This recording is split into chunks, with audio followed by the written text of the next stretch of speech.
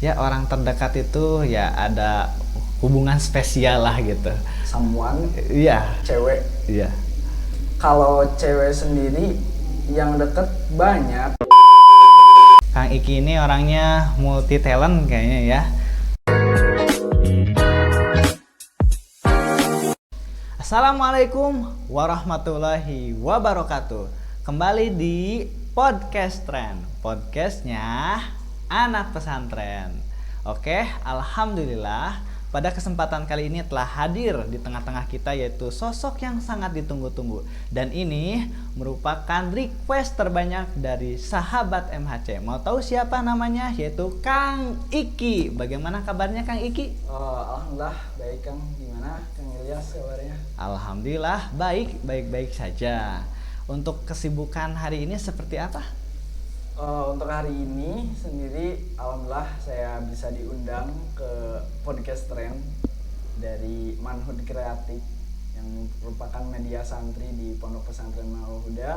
Merupakan suatu kebanggaan tersendiri bagi saya karena pertama kali sih masuk podcast gitu.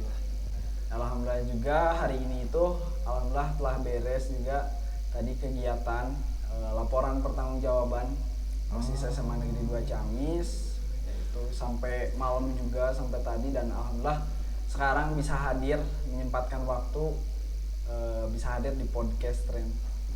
Oke, mungkin saya perwakilan dari sahabat MHC pun mengucapkan terima kasih yang sebesar-besarnya kepada Kang Iki telah menyempatkan waktu di tengah-tengah kesibukan yang sangat begitu padat. Mudah-mudahan ini merupakan hal yang sangat bermanfaat bagi kita semuanya dan menjadi sebuah inspirasi khususnya bagi para sahabat MHC. Mungkin untuk berbicara lebih jauh lagi, sebelumnya kita perkenalan dulu. Nama lengkapnya Kang Iki? Untuk nama lengkap, nama saya Rizky Permana. Biasa teman-teman itu manggil saya itu Rizky kalau emang lagi formal. Kalau misal lagi ngobrol atau santai gitu mah kayak panggil Ki, panggil Iki, bahkan pernah dipanggil Mas juga dulu. Kalau iya sama teman-teman yang teman-teman dari Jawa, teman-teman dari Banten juga ada gitu, suka dipanggil Mas. Tapi kebanyakan sih sekarang itu kalau ngobrol biasa itu panggilan akrabnya Iki sih, banyak yang manggil Iki karena kalau misal Ki itu sering ketuker sama yang namanya Rifki. Sama yang namanya Riki atau yang Kiki gitu. Jadi lebih akrab Iki sih. Iki. Nah, jadi telah kita ketahui ya para sahabat MHC untuk memanggil sosok yang sangat kita request ini gitu kan, yaitu dengan panggilan Iki gitu kan. Iki aslinya orang mana? Untuk asal sendiri saya asli orang Ciamis, tepatnya itu di Kecamatan Rancah, Desa Kiara Payung. Emang masih daerah pedesaan sih, masih lumayan murni lah pedesaan gitu. Oh iya. Asli orang Ciamis. Kalau ke Pasar Rancah jauh dekat? Kalau ke Pasar Rancah atau ke pusat kecamatan sendiri, dibilang jauh enggak, dibilang deket juga enggak sih. Jadi pertengahan. Karena kalau dari Kiara Payung itu ke Pasar Rancah sama ke Pasar Raja Desa, pasar kecamatan tetangga itu, jadi kayak sama aja gitu. Oh, dekat. Karena ya posisi Desa Kiara Payung itu perbatasan dengan Raja Desa, tapi masuknya ke Kecamatan Rancah. Kalau Kang Iki sendiri lebih sering ke Pasar Rancah atau Pasar Raja Desa? Kalau saya pribadi sih sekarang lebih sering ke Pasar Raja Desa sih. Soalnya bukan gimana ya, emang SMP kan di Raja Desa, terus teman-teman juga kayak lebih banyak di Raja Desa. Soalnya saya SMP di Raja Desa. Kalau Rancah itu kalau masa kecil ya seringnya ke Pasar Rancah, tapi sekarang karena teman-teman adanya di Raja Desa ya seringnya ke Raja Desa. Oh, jadi lebih sering ke Raja Desa ya. Jadi begini ya Kang Iki, para sahabat-sahabat MHC ini banyak yang penasaran loh ke sosok Kang Iki ini, katanya orangnya misterius gitu kan. Sulit ditebak apakah orang ini orang aktif atau pendiam gitu kan. Jadi banyak yang mempertanyakan. Nah, sebelum itu mari kita gali.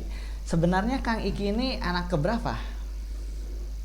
Saya sendiri merupakan anak pertama dari 4 bersaudara. Alhamdulillah tentunya, yang mana anak kedua atau adik saya itu perempuan, sekarang kelas 8 SMP. Terus untuk adik saya yang selanjutnya yaitu anak ketiga itu laki-laki, cowok, masih SD.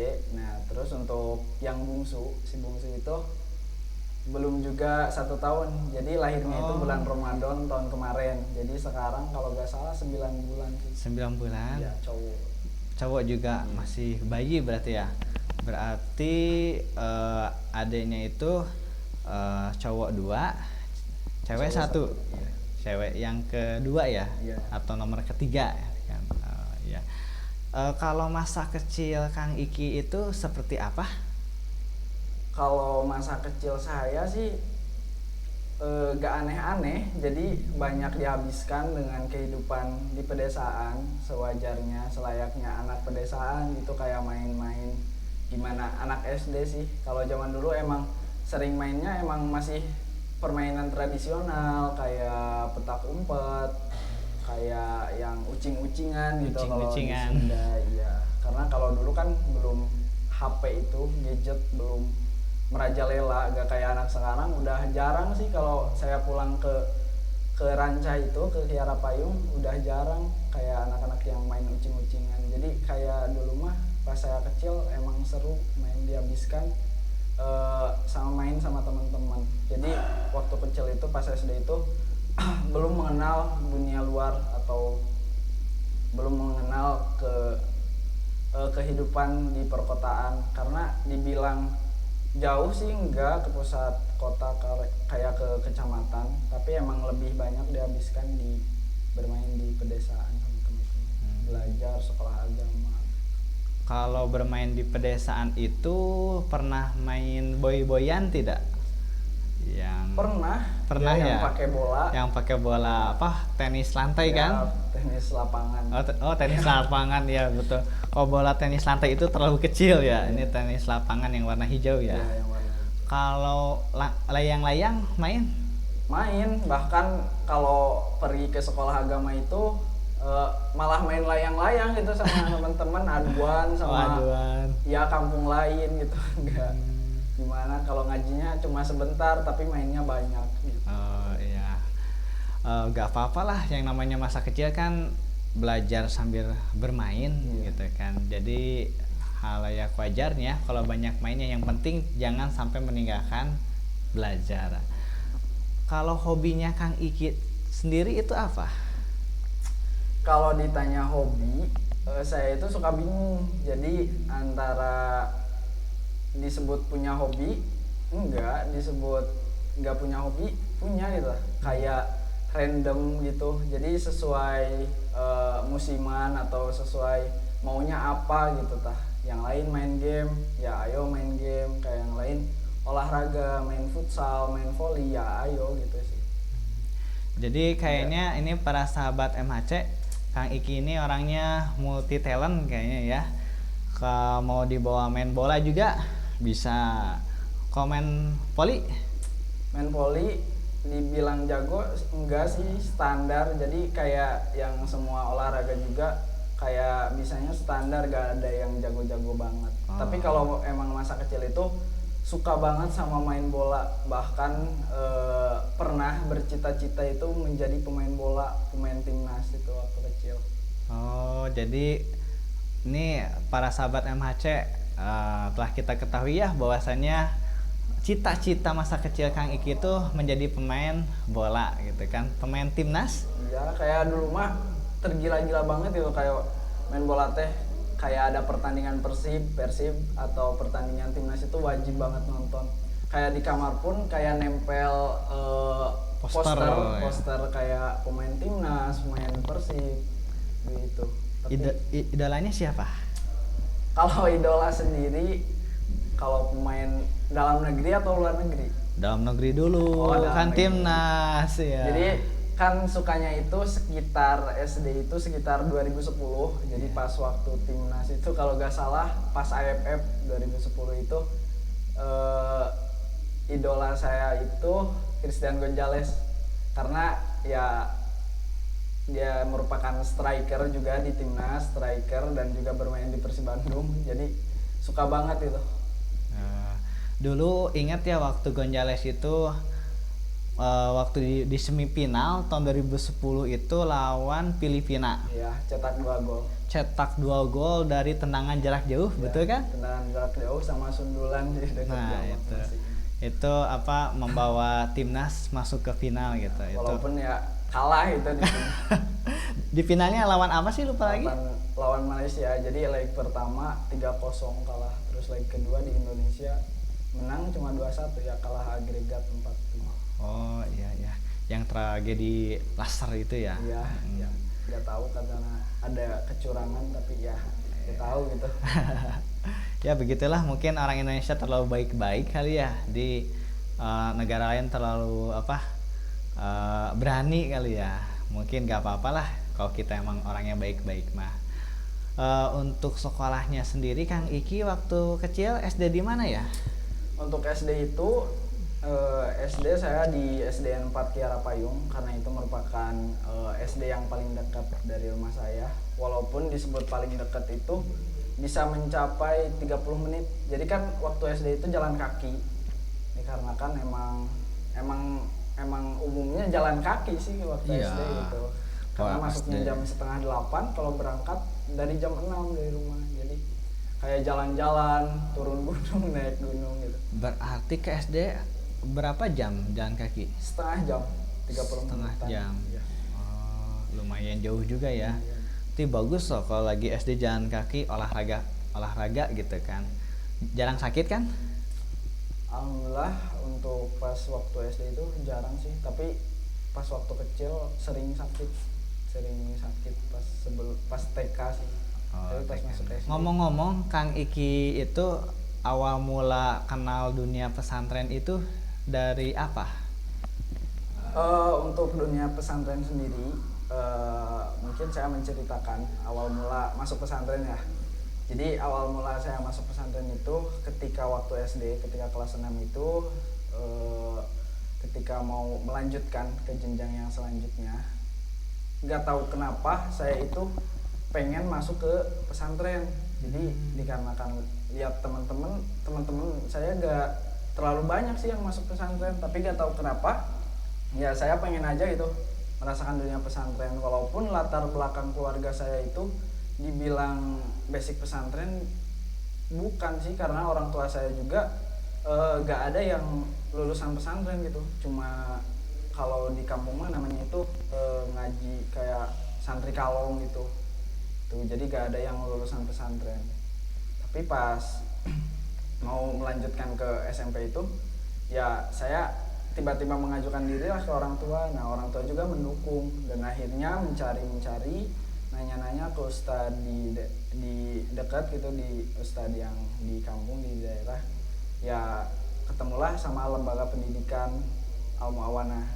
Jadi masuk pesantren Al-Mu'awanah sekaligus SMP-nya juga. Jadi berbentuk yayasan, sekolah udah sama asrama itu. Jadi Islamic Boarding School. Jadi asrama, pesantren sama sekolah itu satu lingkungan ya? Iya, satu kompleks. Satu kompleks juga. Di sana sampai berapa tahun Kang Iki? Alhamdulillah sampai tamat SMP. Tamat Jadi SMP. kan ya sistemnya di sana masuk sekolah ya masuk pesantren gitu. Jadi full 3 tahun alhamdulillah bisa menyelesaikan pendidikan SMP sekaligus mondok di Al-Mu'awanah. Oh iya. Awal mula Kang Iki tahu pondok pesantren Manarul Huda dari siapa? Jadi untuk tahu sendiri, saya itu tahu dari ustadz di pesantren, Ustadz Omai, yang menyarankan saya masuk ke Manarul Huda. Jadi awalnya kan ketika udah kelas 3 nih, udah kelas 3 SMP, kan bingung ya mau melanjutkan kemana. antara lanjut pesantren di sana kan ada juga SMA Al Mawanah atau keluar gitu, maksudnya mencari ke sekolah-sekolah yang lain gitu. Nah itu hampir aja mau masuk melanjutkan di sana, jadi kayak SMP Al Mawanah lanjut ke SMA Al Mawanah. Tapi ingat dulu tuh emang pernah pas SD itu emang udah ngerencanain SMP masuk pesantren, tapi nanti SMA pengen ke negeri gitu. Iya. Pengen ke negeri, dan ketika pengen ke negeri dari pihak sekolah juga di SMP membantu gitu, kayak oh ya udah kalau pengen ke negeri ya udah ikut kayak PPDB aja, yang jalur pendaftaran masuk SMA itu PPDB, dan orang tua juga setuju boleh, tapi asalkan satu catatan, yaitu jangan lepas dunia pesantren. Jadi boleh sok bebas mau sekolah kemana aja, mau ke negeri sok, tapi jangan keluar dari pesantren, jadi lanjut mondok lagi. Dan akhirnya singkat cerita daftar PPDB dan saya keterima di SMA Negeri 2 Ciamis. Nah waktu itu teh bingung mau pesantren di mana gitu, karena orang tua ya bebas mau sekolah di mana aja asal sambil pesantren. Dan ingat pernah disarankan untuk masuk ke Pondok Pesantren Manarul Huda, dan akhirnya sambil pendaftaran ulang, daftar ulang ke SMA 2, langsung survei ke Pondok Pesantren Manarul Huda gitu. Dan akhirnya cocok, ternyata seru mondok di Manarul Huda, ya masuk. Alhamdulillah. Ini merupakan perjalanan panjang ya. Perjalanan panjangnya Kang Iki bisa sampai hadir di Pondok Pesantren Manarul Huda. Ngomong-ngomong, selama perjalanan di Pondok Pesantren Manarul Huda, langsung betah atau sempet nangis dulu atau pengen balik lagi atau bagaimana? Untuk sampai nangis enggak sampai nangis. Ya waktu SMA kan dulu SMP pernah pesantren, tapi kalau pas dulu pertama masuk pesantren itu emang kayak rasa sedih ada, karena anak pertama juga, jarang jauh dari orang tua, dan terus akhirnya pesantren jauh dari orang tua, agak sedih juga gitu. Sampai nangis pernah sih, sampai nangis. Waktu SMP atau SMP? Kalau SMA? Enggak. Oh enggak. Oh iya. Tapi sedih ada sih, karena ada. lama di rumah terus masuk pesantren lagi. Kalau SMP itu pernah sampai nangis, bahkan pertama mondok itu 2 malam nggak bisa tidur karena ingat ke rumah, ingat ke mama. Ini kayaknya ya sosok Kang Iki ini dekat ke ibunya ya. Iya, soalnya kan anak pertama juga, jadi dari kecil dekat banget sama ibu ya. Sekarang memasuki tahun ketiga di Pondok Pesantren Manarul Huda. Kesibukan apa aja yang sedang dijalani di Pesantren Manarul Huda? Untuk di pesantren sendiri sih menyesuaikan, dan juga persiapan. Mungkin sekarang kelas 3 ya, gak terasa banget gitu. Perasaan baru kemarin masuk ke Manarul Huda, ikut tasabar, ta'aruf santri baru. Terus sekarang udah kelas 3 aja, semester 2, udah mulai ujian-ujian kayak hitobahan yang pidato 20 menit, 30 menit gitu di depan udah beres. Terus praktek ngajar juga lagi berlangsung ya. Dan juga mungkin persiapan untuk ujian-ujian pesantren ke depannya, dan juga mempersiapkan juga untuk ujian di sekolah juga, ujian, mempersiapkan untuk perguruan tinggi. Oh iya. Ini ngomong-ngomong, di tengah-tengah berbagai kesibukan di pesantren juga, dapat informasi Kang Iki ini ketua OSIS loh di SMA 2 Ciamis. Nah itu awal mula waktu sekolah di SMA 2 Ciamis itu bagaimana? Kan mungkin sebagai minoritas gitu kan, santri Manarul Huda dikit yang sekolah di SMA 2 Ciamis. Itu pada awal mula sampai bisa aktif di organisasi seperti bagaimana? Untuk awal mula saya aktif di organisasi atau banyak sibuk, kalau sibuk sih enggak kan, orang-orang suka nyebutnya saya sibuk, padahal enggak sibuk-sibuk banget sih. Jadi lebih ke menyibukkan diri atau gak tahu gimana gitu. intinya ya saya sibuk karena menyibukkan diri sih. Jadi untuk perjalanan mungkin ya perjalanan saya menjadi ketua OSIS dipercaya oleh warga SMA 2 sendiri. Saya juga pertama nggak pernah nyangka sedikit pun bisa dipercaya untuk menjadi ketua OSIS itu. Karena ada cerita sedikit tentang pertama masuk sekolah ke SMA Negeri 2 Ciamis itu. Jadi kan saya SD itu di pedesaan, nggak tahu dunia luar, terus masuk ke SMP yang kehidupannya itu di itu aja gitu, kayak satu komplek, nggak tahu dunia luar, kalau nggak kabur gitu, nggak kabur. Terus masuk ke SMA yang negeri, pas pertama kan kaget, ke negeri dari swasta juga, terus dari pesantren kaget masuk ke negeri. Dan pertama awal masuk sekolah itu ada cerita lucunya itu kayak gini. Jadi kan pas pertama masuk ke SMA 2 itu gak kenal siapapun, jadi gak kenal satu orang pun, baik siswa maupun guru gak kenal satu orang pun. Tapi alhamdulillahnya pas masuk Manarul Huda ada yang sama-sama masuk ke SMA 2, yaitu Pak Iz sama Wijdan. Oh, Pak Iz sama Wijdan ya? Itu teman pertama di SMA 2 yang saya kenal itu Pak Iz sama Wijdan karena satu pesantren. Nah jadi ceritanya pertama kan masuk sekolah MPLS hari pertama itu kita berangkat bareng naik carry, terus turun masuk ke gerbang SMA 2 dan ternyata udah mau mulai upacara pembukaan MPLS pas 2019. Jadi kayak yang lain udah pada baris, kita baru datang itu. Terus malu nggak? Dibilang malu dah gimana ya, langsung lari-lari gitu. Lari-lari. Disuruh cepet-cepet ke kakak-kakak OSIS. Terus disuruh baris kan, dan ternyata yang jadi perwakilan penyematan peserta didik baru itu Pak Iz waktu itu. Oh, Pak Iz. Pak Iz dipanggil suruh penyematan karena dia masuk ke SMA 2 itu jalur prestasi gitu. Kalau Kang Iki sendiri masuk ke SMA 2 jalur apa? Sama sih, jalur prestasi. Jadi kan emang kalau PPDB pakai jalur zonasi itu kayaknya gak bakalan masuk karena dari Ranca ke Ciamis kan jauh. Oh, terus iya, dan iya. alhamdulillah emang punya sedikit prestasi dan alhamdulillah keterima gitu. Karena pas waktu itu jalur zonasi juga sangat besar, 95%, dan untuk jalur prestasi itu cuma 5% kalau gak salah, 2,5 buat prestasi nilai UN dan setengah lagi buat prestasi non UN dan masuk lewat prestasi non UN. Di sini saya yakin ya para sahabat MHC pasti penasaran gitu kan. Sebenarnya prestasi apa sih bisa masuk ke SMA 2? Untuk prestasi sih nggak mau disebutin di sini sih, takutnya gimana. Tapi yang pasti alhamdulillah bisa keterima lewat jalur prestasi.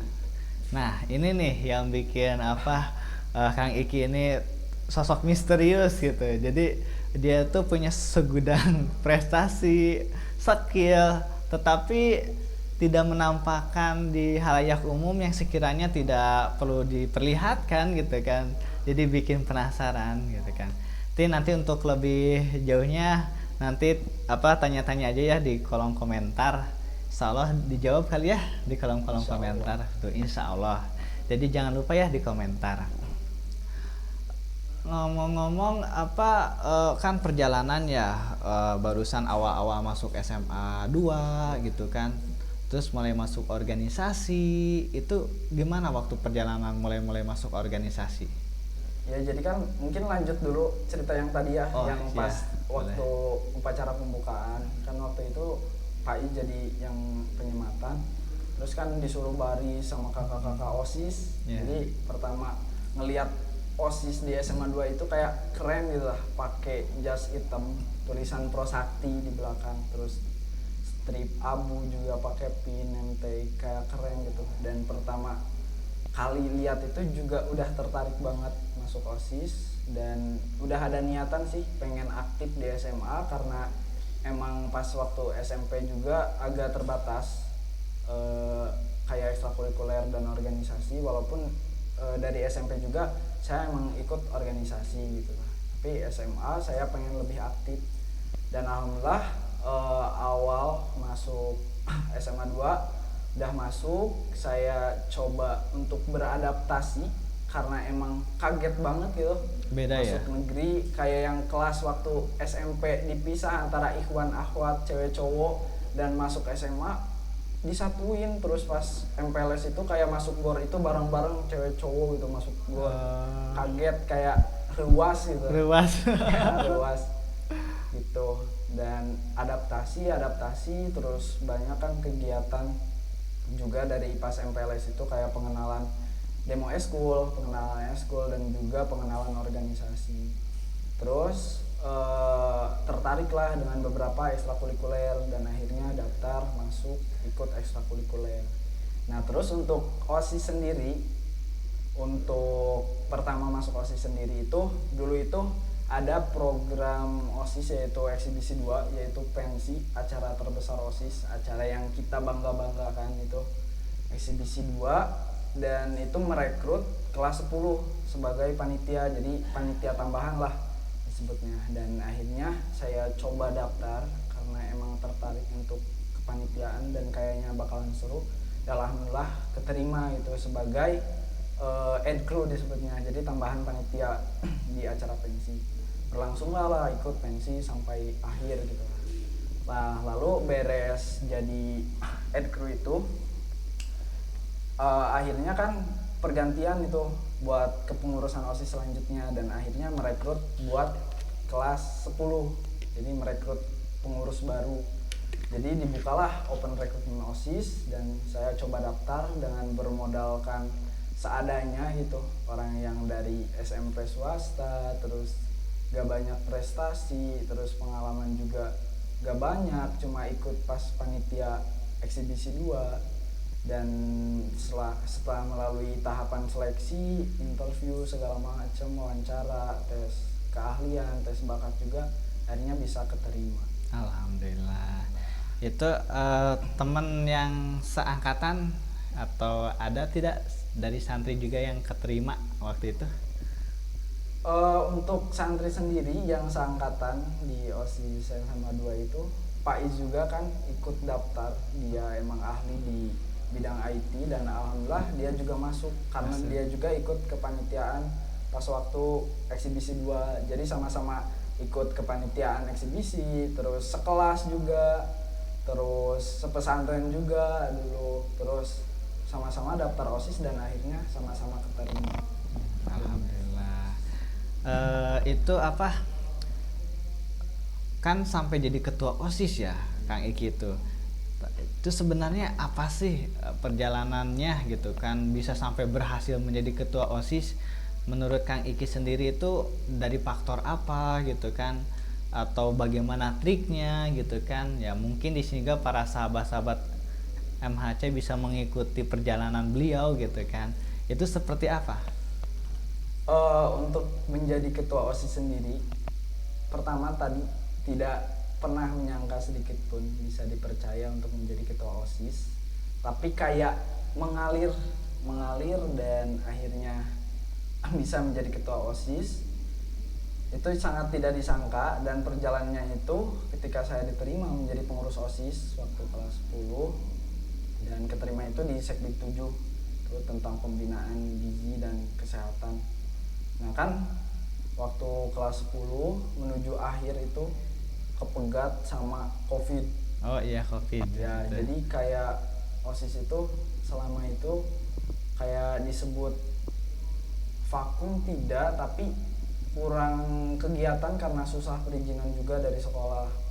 Dan akhirnya tibalah saatnya untuk pergantian kepengurusan. Dan waktu itu kan teman seangkatan saya juga banyak kan laki-laki, dan ternyata pas waktu pencalonan ketika MPK melaksanakan pemilihan pertama kali, kayak menampung suara atau request dari kelas, dari eskul, dan akhirnya saya termasuk kepada 8 bakal calon ketua OSIS. Nah dari situ yang 8 bakal calon itu diseleksi sama sama MPK sama OSIS. Nah, selesai diseleksi ternyata sangat tidak disangka saya masuk ke calon ketua OSIS. Jadi kecaketos dari 8 itu di ringkes lagi jadi 4 orang yang bakalan jadi maju ke kontestasi pemilihan itu 4 orang.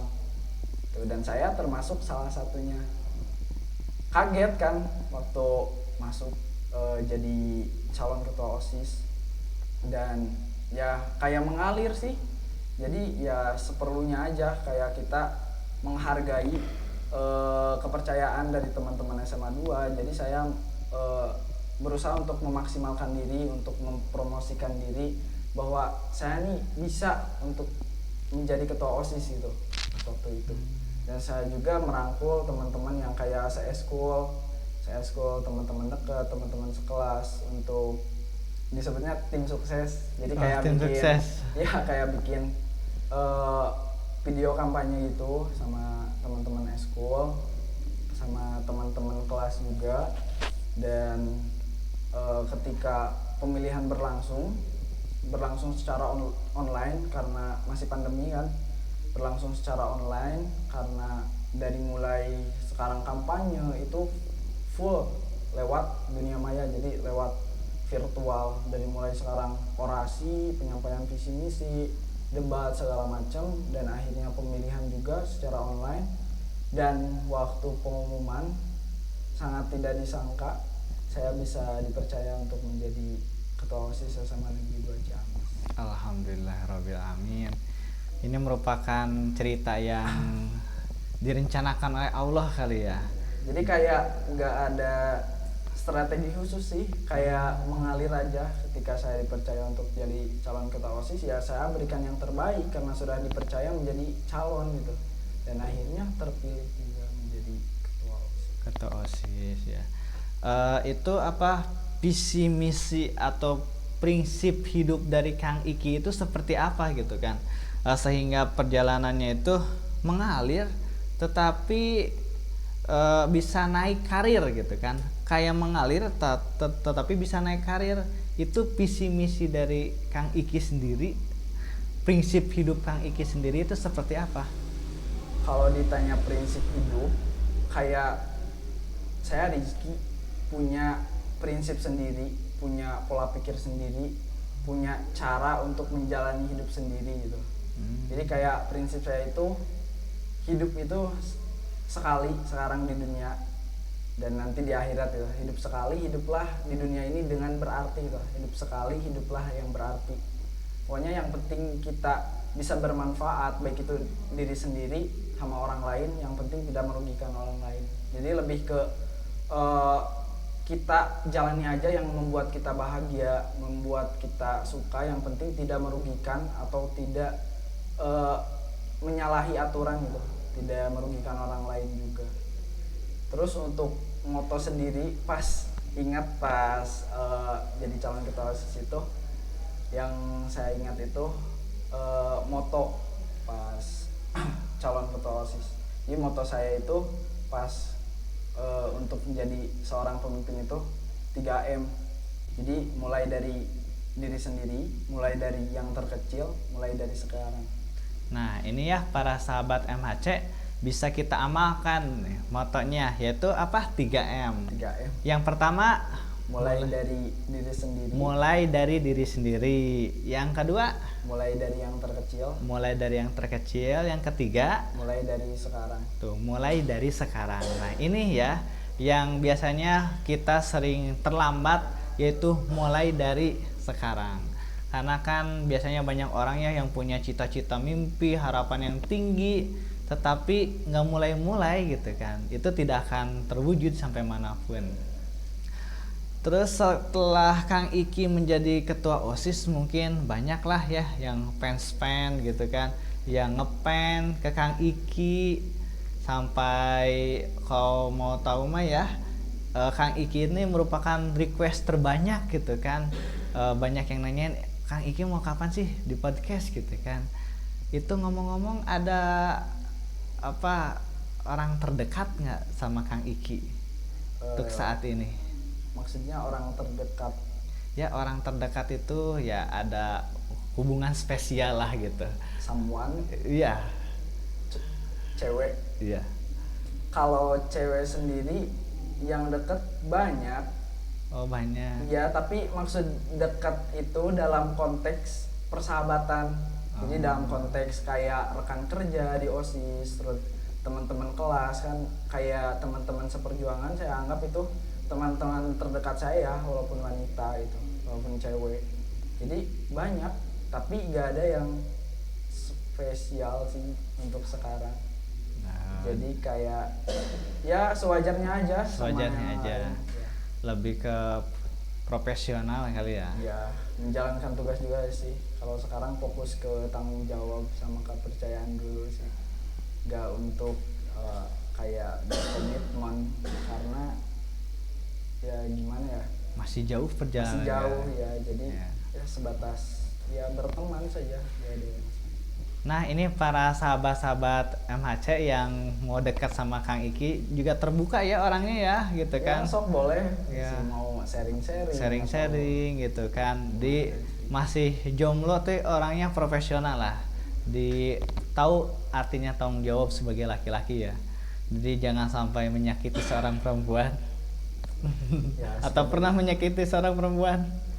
disebut menyakiti sih nggak tahu ya, tergantung orangnya sih. Tapi Tergantung. perasaan selama ini saya bersikap kepada perempuan itu ya sewajarnya gitu ya, nggak pernah yang kayak sampai bikin nangis, nggak tahu sih gitu. Soalnya tergantung ke orangnya masing-masing sih. Ke orangnya masing-masing. Ya, saya mah cuma kalau saya itu ya bersikap sewajarnya aja. Nggak tahu respon dari tiap orang itu kan beda-beda ya. Jadi kan saya bersikap itu gimana saya, tapi respon dari teman-teman, dari orang-orang itu ya tergantung orang-orang tersebut. Jadi tergantung orang-orangnya sendiri gitu kan. Kalau mau boleh tahu nih sebenarnya prinsip kepemimpinan Kang Iki itu seperti apa? Sekarang kan barusan di awal-awal Kang Iki itu lagi sibuk mau LPJ ya. Iya. Nah, berarti alhamdulillah mudah-mudahan Beres. sampai beres selamat kepemimpinannya gitu kan, tanpa ada kejadian-kejadian yang tidak diharapkan. Nah, sebenarnya dalam kepemimpinan Kang Iki itu seperti apa? Prinsip kepemimpinan Kang Iki itu. Untuk prinsip kepemimpinan sih yang tadi sih lebih ke yang 3M. Jadi mulai dari diri sendiri dulu, mulai dari yang terkecil dan mulai dari sekarang. Jadi kayak kita itu pengen misal apa yang kita pimpin itu bisa apa yang kita harapkan. Jadi kita mulai dulu dari diri kita. Jadi gimana kita mau merubah sebuah organisasi contohnya, kalau kita juga belum mampu gitu, kayak gitu. Jadi mulai dari diri sendiri dulu, mulai dari yang terkecil, mulai dari orang-orang terdekat, mulai dari misal kepengurusan, misal dari BPH-nya dulu, misal terus nanti ke koordinatornya dulu, baru bisa ke seluruh anggota tuh. Dan mulai dari sekarang. Dan ketika kita pengen goals organisasi kita itu pengen mencapai sesuatu, ya kita harus mulai dari sekarang gitu. Jangan diem aja, jangan kita pengen sukses tapi pengen ngumpul gitu, pergerakannya mana gitu. Dia harus ada bukti ikhtiar pergerakan ya. Ya, jadi prinsipnya 3M sih. 3M masih tetap. Sekarang kan bentar lagi mau lengser gitu kan di sekolah sebagai ketua OSIS. Ngomong-ngomong kesibukan Kang Rizky di pesantren juga sebagai apa? Sebagai divisi apa sih, lupa lagi? Untuk di kepengurusan pesantren, alhamdulillah saya dipercaya di seksi bidang sendau. Sendau. Ya, orang mengenalnya sendau. Sendau itu seni dan dakwah. Seni dan dakwah. Berarti ada jiwa keseniannya dalam kepemimpinan gitu kan. Iya. Suka duka dalam apa menjalani kepengurusan di Sendau seperti apa?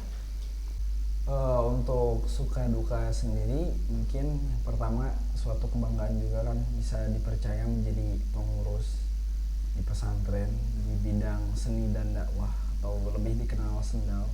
Dan juga kan selain di pesantren juga dipercaya di sekolah sebagai ketua OSIS, terus di kepengurusan pesantren sebagai sendau. Tentunya sebuah kebanggaan. Terus untuk suka duka di sendau sendiri, alhamdulillah saya mendapatkan partner yang emang mengerti dengan keadaan saya gitu.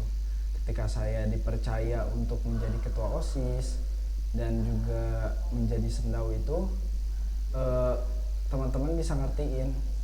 Jadi ketika ada tugas di sendau, mereka bisa backup ketika saya harus ada di sekolah itu. Jadi saya juga sih membagi waktu saya untuk bagaimana bertugas ketika menjadi ketua OSIS, terus sekarang bertugas menjadi sendau di pesantren.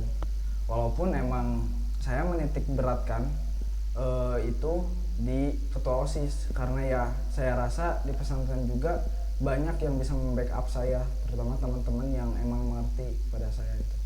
Dan alhamdulillah mungkin sering berjalannya waktu, berjalan tidak ada kendala, walaupun ada 1-2 hal mungkin kendala, itu wajar dalam suatu kepengurusan, tapi alhamdulillah tidak berdampak fatal. Dan alhamdulillah sekarang OSIS sebentar lagi mau purna gitu, mau beres, dan juga sendau juga sebentar lagi, karena untuk kepengurusan itu hampir sama. Jadi pas pertama dilantik menjadi ketua OSIS, terus dilanjut beberapa minggu, mungkin gak tahu bulan, dilantik di pesantren tuh. Oh iya. Ngomong-ngomong ya, pandangan dari Kang Iki sendiri terhadap seni dan dakwah itu seperti apa? Untuk pandangan saya terhadap seni dan dakwah itu, kan kita berada di dunia pesantren, terus saya kebagian di bidang seni dan dakwah, itu merupakan amanah yang sangat besar gitu. Karena saya rasa seni dengan dakwah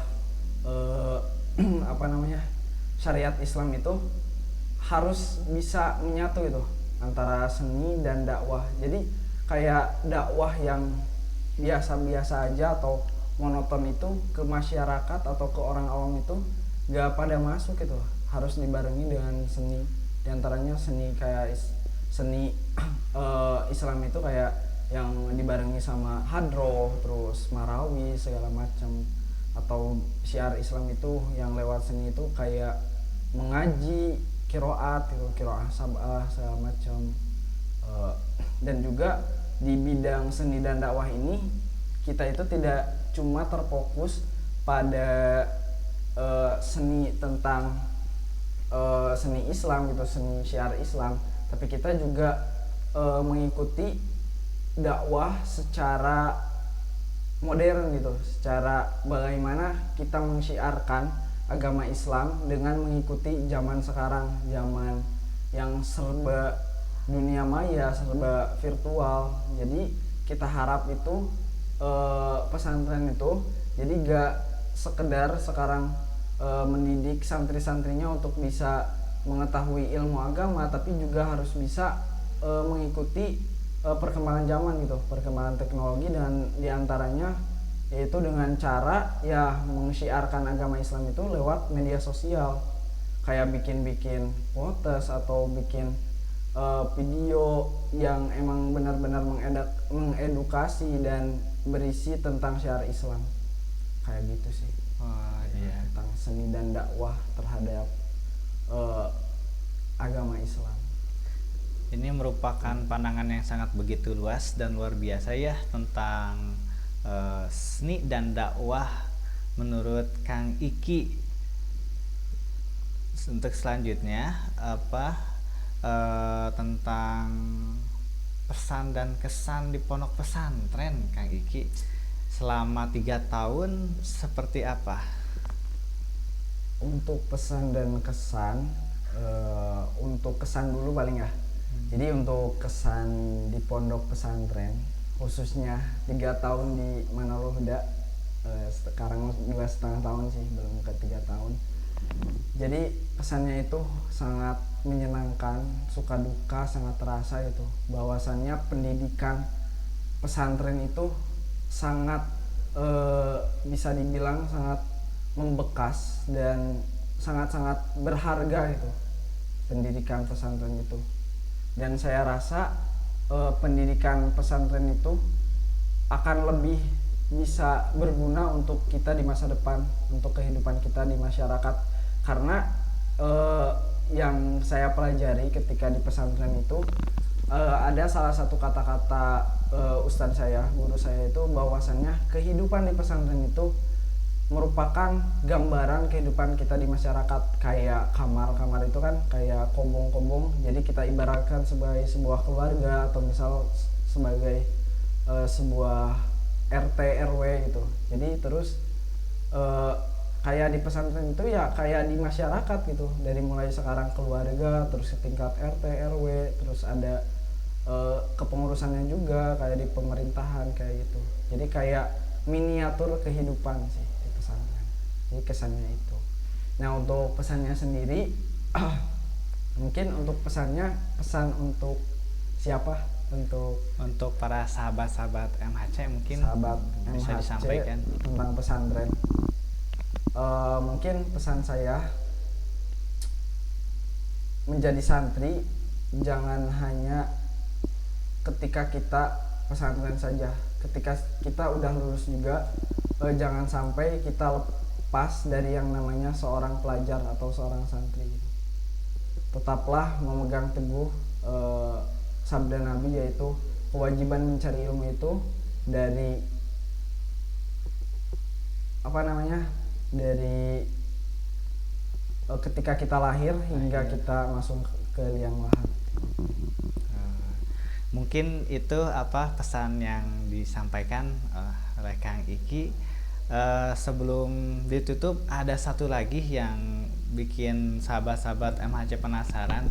Rencana Kang Iki setelah beres di Pondok Pesantren Manarul Huda atau sudah lulus di SMA N2 Ciamis, rencana mau melanjutkan kemana? Untuk rencana kedepannya sih, untuk sekarang sih lebih fokus ke mempersiapkan kayak ujian akhir pesantren, terus ujian sekolah juga, terus mungkin fokus juga ke menyelesaikan di organisasi, terus di kepengurusan di pesantren, dan juga mungkin untuk mengisi di akhir-akhir ini juga ya saya isi dengan kegiatan-kegiatan positif gitu, kayak ya sewajarnya anak remaja gitu, anak 18 tahun bagaimana, karena saya pengen itu saya itu gak keluar dari umur saya gitu. Jangan terlalu ke anak-anakan atau terlalu dewasa, jadi pengennya sewajarnya saja anak remaja sekarang gitu. Nah, untuk rencana mungkin kedepannya saya melanjutkan studi kemana setelah menyelesaikan pendidikan di pesantren dan juga di SMA Negeri 2 Ciamis. Saya udah nyiapin beberapa rencana atau planning untuk kedepannya. Mungkin salah satunya yaitu melanjutkan studi saya, studi S1 insya Allah, dan juga dari pihak keluarga juga mendukung, ya silakan itu kalau pengen melanjutkan ke jenjang yang selanjutnya. Udah nyiapin sih beberapa kayak plan A, plan B, plan C sampai plan Z itu udah ada, tapi mungkin untuk di publish atau diberitahukan di sini agak masih belum sih, karena masih menjadi rahasia saya dengan Allah kan. Tapi untuk clue sendiri mungkin untuk rencana pengennya kedepannya sih ke UNIP yang berada di kota B. Oh, ini ada inisialnya ya, yaitu UNIP yang berada di kota B. Nah, jadi para sahabat MHC apabila ingin kuliah bareng di UNIP yang kotanya inisial B, mudah-mudahan semuanya pun pada keterima di UNIP yang diharapkan dan dicita-citakannya. Mudah-mudahan bisa kumpul di sana bareng. Jadi berjuang bareng ya. Ya, mohon doanya juga dari teman-teman mungkin sahabat MHC, semoga saya kedepannya itu bisa mencapai apa yang saya cita-citakan, mencapai goal saya itu untuk kedepannya. Ya. Mungkin terima kasih kepada Kang Iki yang telah menyempatkan waktunya. Sekian podcast Trend kali ini. Sampai jumpa kembali di episode podcast Trend selanjutnya. Stay tune on YouTube Manhood Kreatif. Terima kasih. Dadah.